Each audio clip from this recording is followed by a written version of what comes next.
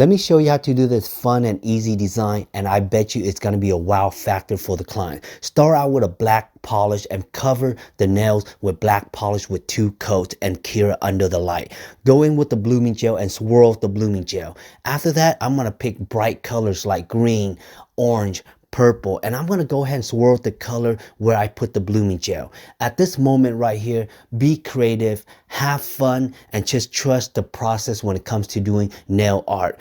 Everything is a process and you just have to believe in it. And I'm going to continue swerving it. And at this moment right here, you know the client is having a wow factor in her heart and she can't wait to share that with you. So just continue doing what you feel that looks good. Bring your creativity to life. And after that, I'm going to go in with a shiny top coat. And at the end, y'all, I tell you what, this design was one of my favorite designs so far. And look how beautiful it looks. And I know you can do the same for your clients. So have fun out there.